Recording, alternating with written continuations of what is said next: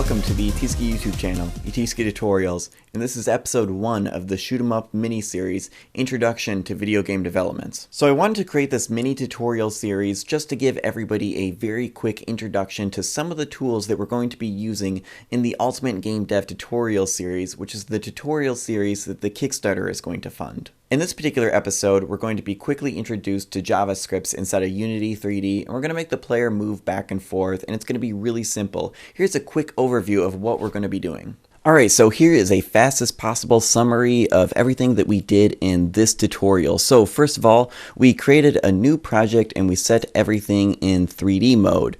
So basically what we did was we created a player ship, which for now is actually just a cube that is labeled as player ship, and you can see that right here. And we have it set at position 000. And then we have the player, or the main camera, looking down at the player ship, and then we set the background to black, as you can see up here. And then we created a particle system, as you can see right here, and we just set it to looping and pre-warm, and then we set the size to 3.8, and then we set the rate to 30, and then we changed the shape to box, and then we stretched it out really long like that and pulled it back so that it's off the screen. And now we basically have some stars to give the illusion like the player is actually moving. And we just go ahead and leave it at the default texture for a particle system, because that kind of looks like a star. But if you want to replace that with your own texture, that is totally okay too. And then we have a little point light in here just to make sure that the scene is all lit up. And then we created a new player ship. A new player ship JavaScript, which I will show you over here, and it's really simple. So player speed is basically how fast the player moves from side to side, and max width is how far the player can move from side to side to make sure the player doesn't go off the screen.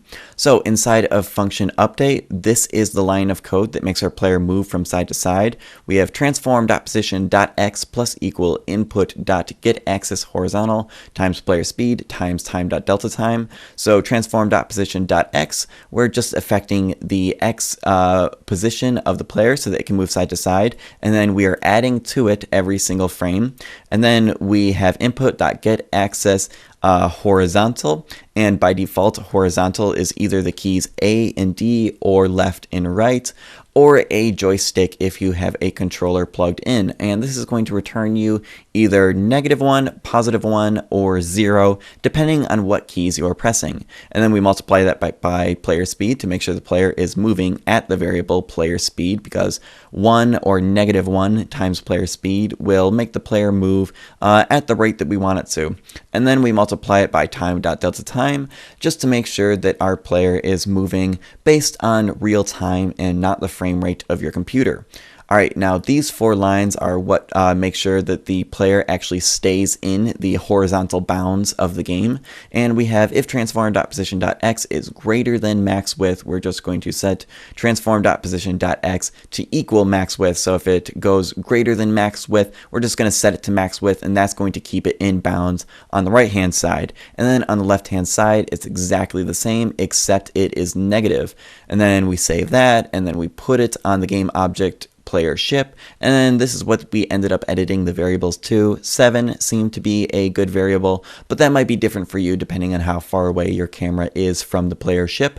If you have any suggestions or questions about this video, please let me know in the comments below. I read all of the comments and I try to respond to as many of them as I can. Also, if you haven't already, check out the links in the description below to go to the Kickstarter page to help fund the new Ultimate Game Dev tutorial series, which will teach you how to create an entire video game completely from the ground up. Alright, I think that's everything we need to go over, so let's go ahead and just jump right into this tutorial. Alright, so here we are inside of the Unity editor. So right now I have a project opened up, and this is Indoctrination. So this is the game that we're going to be learning how to create in the Ultimate Game Dev tutorial series, which is the tutorial series that the Kickstarter is for. But this project has a lot to it, and we're not going to jump into it just yet. So for this particular tutorial, we actually want to start off with a clean slate and start off with a new project, just so that we can give a good solid introduction to Unity. So right now I have Unity open, and more specifically, this is the Unity editor. So the window that I'm moving around right now is the Unity editor, and then behind it I have another program opened up, and this is MonoDevelop. So this is the program that we're going to be using to edit our scripts and our code for Unity. So MonoDevelop is the default program that comes with Unity. So whenever you double click a script inside of Unity, it's going to open up in MonoDevelop. So for now, I'm going to close that, and we're going to reopen that up in just a second because we are going to create a new project. So what I'm going to do is I'm actually going to move my window over so that you can see it, but I'm going to go to File, and then I'm going to go to New Project. So just remember that New Scene is basically like opening up a new level. So everything that you see in this window, everything like this whole school and the player and just everything that's in here, that's a scene. So we don't want to create a new scene, we want to create a new project because we want to create the entire thing from scratch. So I'm going to select New Project, and then this little window is going to open up, and we are going to first of all select a location. So the way that Unity works is for your projects you actually have folders instead of actual project files. So say for example you're using Photoshop, you will have a PSD file, or with GameMaker you will have a GM8 or something like that. So you don't actually get a file type for your project, you have a folder, and Unity organizes everything into that folder, so that folder is going to be your project. So we're going to create a new folder, and let's just call this Ship Game. So this will be our folder, and as you can see, it's just a new empty folder. But now that we have it selected, we're just going to click on Select Folder, and now we have our folder selected for the new project that we're going to create. So the next part is all of the pre-built assets and the default packages that you have the option of importing into Unity. Now usually I like to just leave it blank and just start off with a completely new slate and just start off completely blank. But for this particular tutorial, we want to save a little bit of time, so we're actually going to import the particles.unity package file, because basically this file has some explosions in it, and that's going to save us some time, and we can make the enemy alien ships explode and the player ship explode.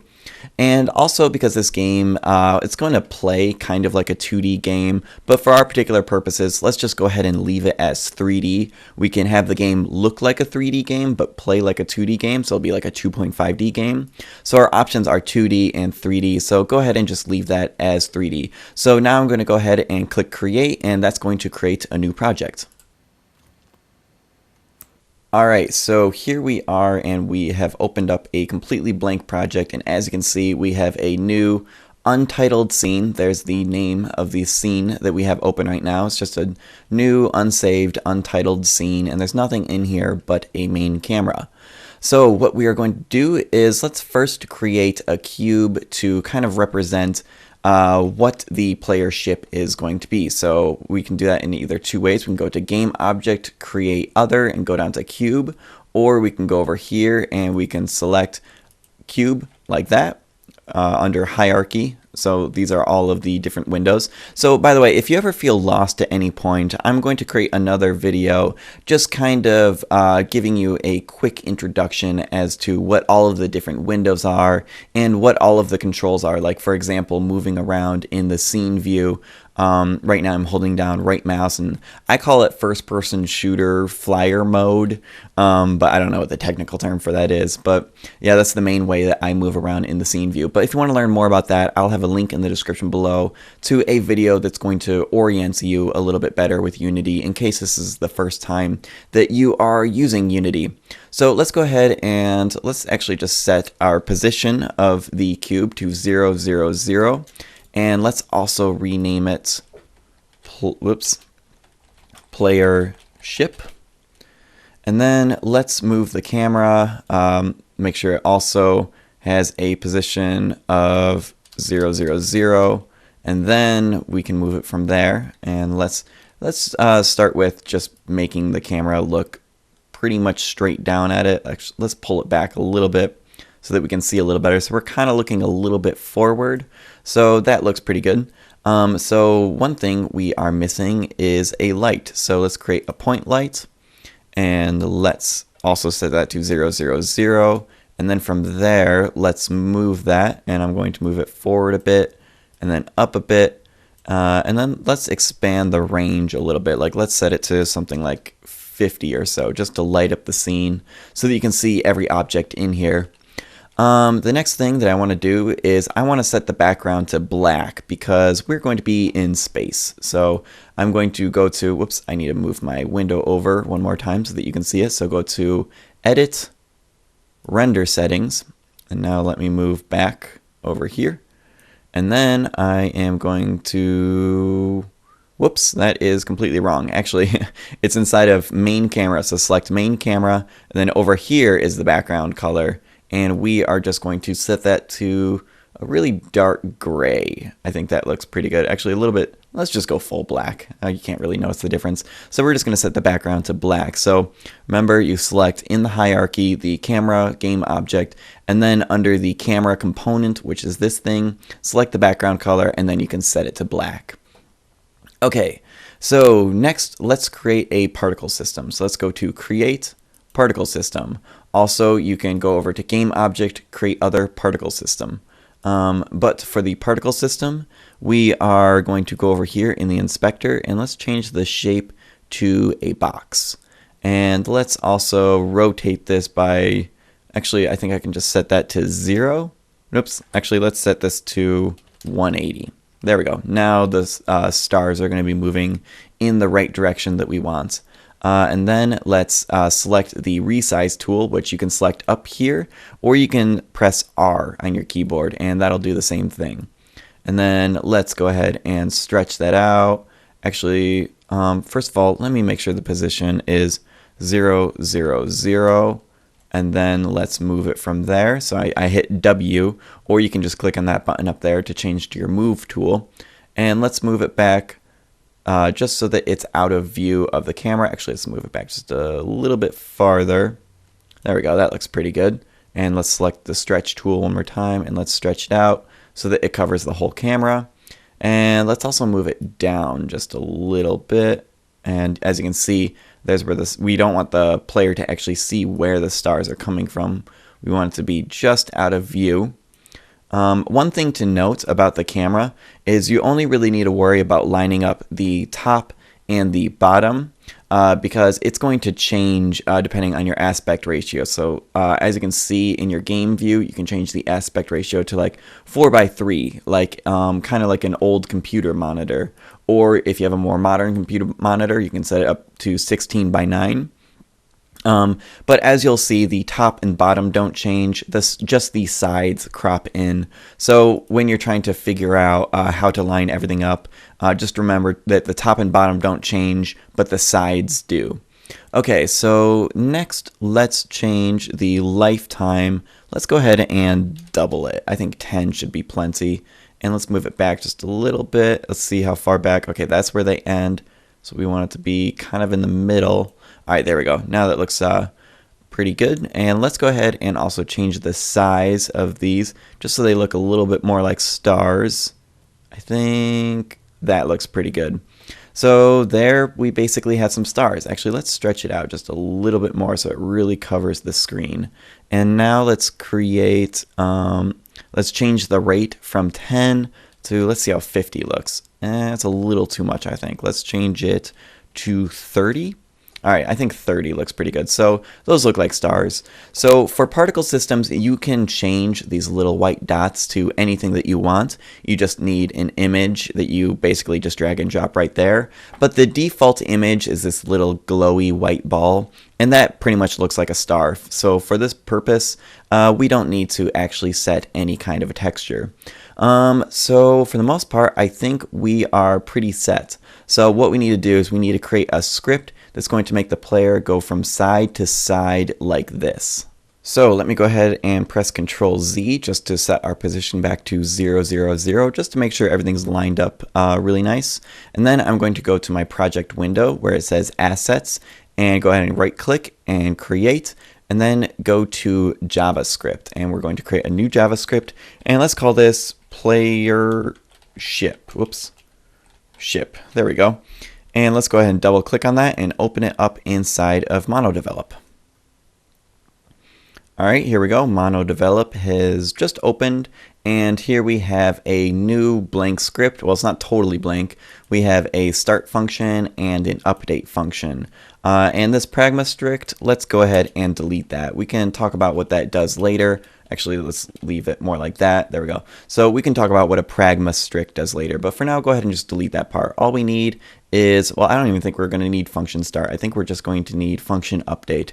But just to summarize what these two things do, or does, function start basically is something that is called once when the game starts. So anything that is in between these two brackets, so anything that we write right here is going to happen just once when our game object is created or when the game starts.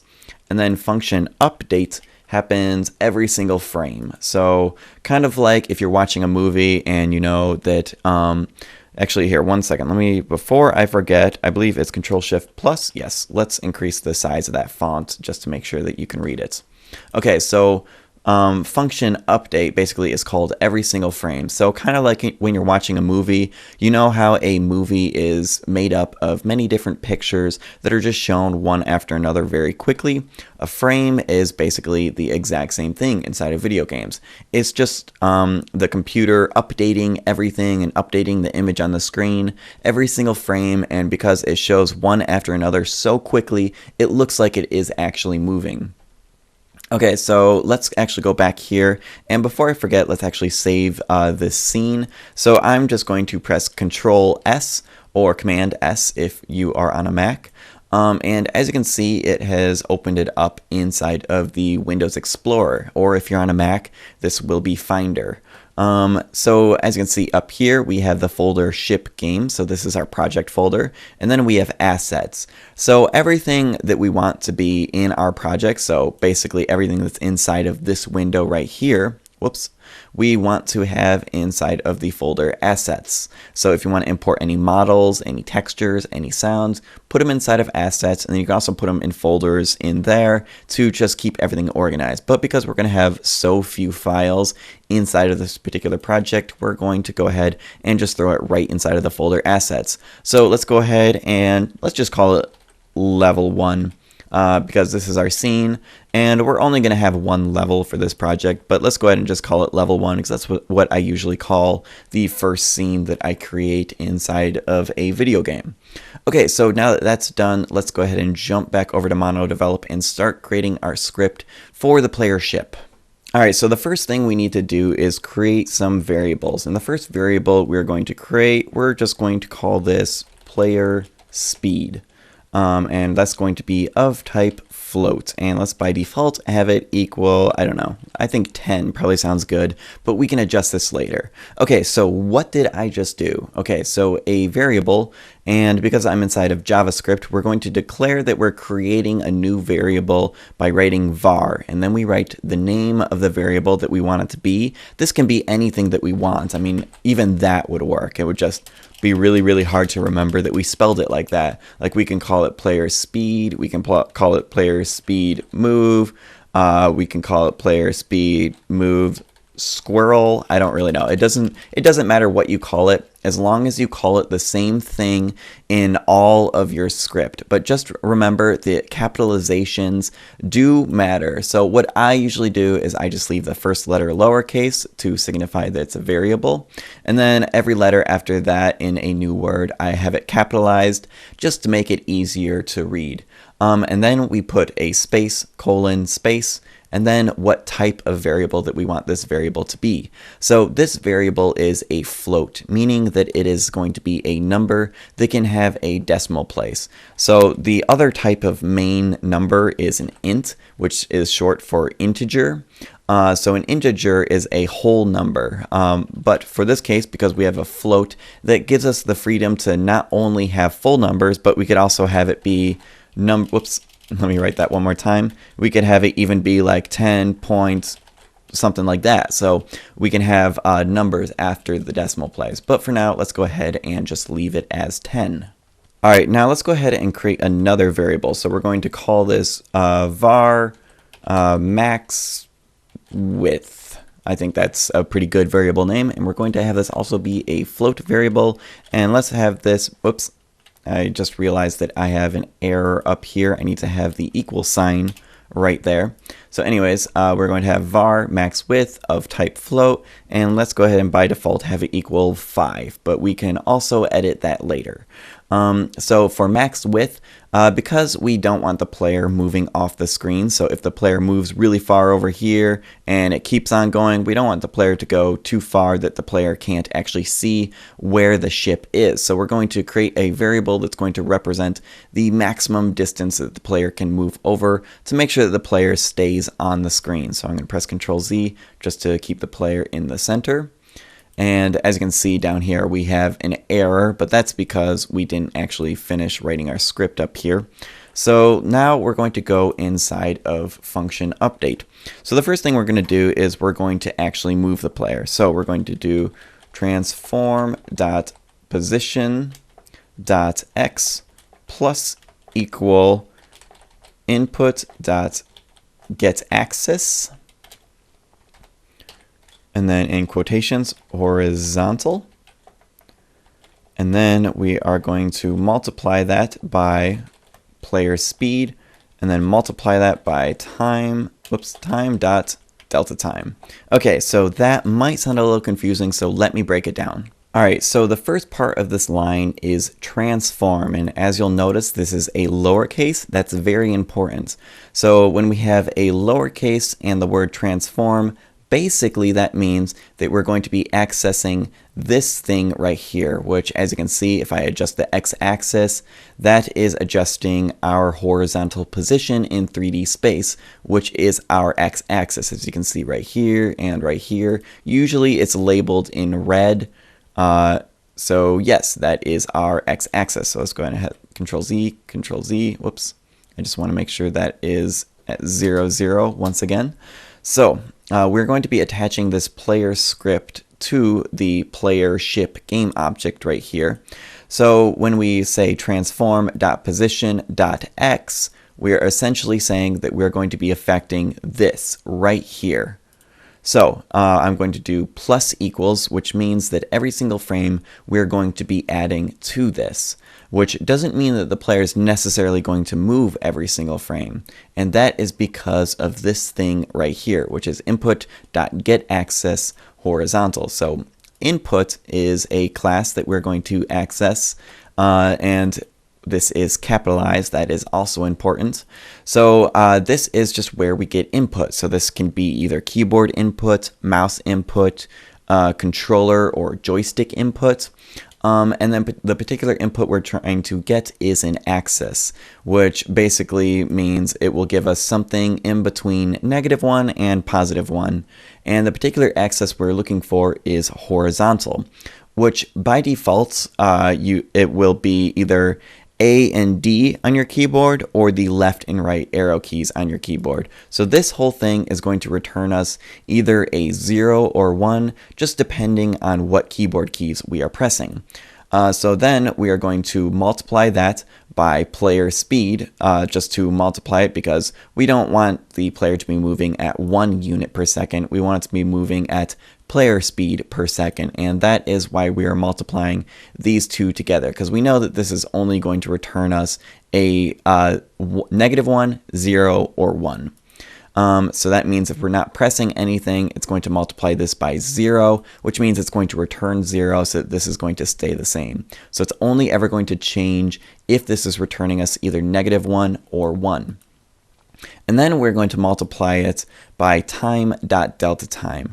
So basically what this means is that we're going to be moving based on real time and not the speed of the frame rate of your computer, because your computer can change in frame rates. It can go from anywhere between 5 frames per second and 1,000 frames per second. So by multiplying it by time.delta time, it just ensures that it's going to be moving at the same speed. So anytime that you're doing something at a constant rate over time and you want it to be based on real time and not the frame rate of your computer, just multiply it by time.delta time. Alright, let's go ahead and save that. I'm just going to hit Control S or Command S if you are on a Mac, and then I'm going to go back into the game, and then here we have the player ship selected, and inside of the project I have the player ship script, and I'm just going to go ahead and drag and drop it down here. Alternatively, I can also drag and drop it on the player ship right there. So now we have the player ship script right there. So let's go ahead and play the game, and I have it maximize on play. So we're going to play it, and let's just see what happens. When I press, right now I'm pressing A and D on the keyboard, and we are moving sideways. And one thing I just realized is that we're going to need to adjust that particle system a little bit, because we want those stars to be moving constantly. We don't want them to start after a few seconds. So yes, it is working. I can use either the arrow keys or the left or the A and D keys on the keyboard. Also, by default, this will work with a joystick if you have one hooked up to your computer. Alright, so just really quick, just so that I don't forget to do this, let's go to the particle system and just go right here and check the box that says pre-warm. So that's just going to make sure that the stars are already moving when we play the game. So now, as you can see, the stars are already there, unlike before where they started up here and then they started moving down. We want them to start immediately. Alright, let's go ahead and save our scene. I'm just going to press Control S, or you can go to, well, let me move over the window, or you can go to File, Save Scene.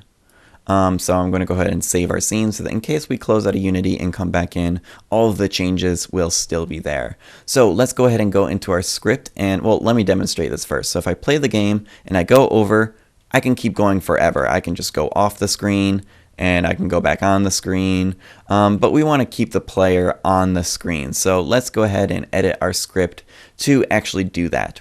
So let's, on the next line inside of the update loop or the update function, let's just say if transform dot, whoops, it automatically capitalized there. We want this to be lowercase, because we want to access the transform that is attached to the game object that this script is attached to, which means if I go to player script, here's our script. So if we write dot transform in lowercase, we are accessing this. So that is what we want. So we want to keep that lowercase. So transform dot position, I can't type, position dot x is greater than max width. Then we are going to do transform dot position dot x equals max width. And there we go. So this is going to stop us from going too far over to the right, I believe, because right is positive. So that covers the right side. So now let's do the left side, which I'm going to go ahead and just press Command C to copy those lines. Then I'm going to go over here and I'm press Command V, or I mean Control V or Command V if you're on a Mac. And let's just change everything to negative. So instead of greater than, we want to use less than. And we are going to write negative right there, just so that we make sure that we are looking at the left side, because the left side is negative. So then we will just have it equal negative. So if it is less than negative max width, then we're going to set the transform.position to negative max width. So let's press Command S or Control S to save that script, and then let's go back in here and let's see if that actually works. So I'm actually going to not maximize on play. So keep an eye right here on this X position. So as we move that, that will change, and it should be limited to 5, because that's what we have the variable set right here. So one thing I forgot to mention is that any of the variables that we declare up here, we can actually edit in here, so that we don't actually need to go in and actually edit the code. We can just go here and, like, let's say I want the player speed to just be a little bit faster. I can set it to exactly what I want inside of the inspector. So let's go ahead and run the game and see what happens. So if I move over, bam, it stops. It looks like it hits an invisible wall. But really what it does is it just says that, oh, our position is greater than -5, or less than -5. So we're just going to set it to -5. So if it goes just a little bit past -5, it's just going to set it to -5. And that is going to keep us in bounds. So one other cool thing I am going to show you, we want to make sure that we can go like closer to the edge. So while the game is actually running, we can adjust these variables. So let's increase it to, say, a little over 7. And let's click back in the game window so that we can control it. Okay, 7's not quite enough. Let's set it to a little, like 10. Is 10 good? 10 seems like a good variable, so let's set that to an even 10. And then let's go here and let's check it out. Alright, so as you can see, 10 looks like a better number so that we can actually move side to side and still stay inside of the frame. But you do want to take into consideration the fact that we are in a pretty wide aspect ratio. So if we set it to 16:9, yeah, we're going to go over. So let's actually set it a little bit less. Let's set it, I think 7 actually looked pretty good. So let's set it to 7. Yeah, I think 7 is going to be a good number. So one thing to note, the game is running and I edited this variable right here. So if I stop the game, keep your eye right there.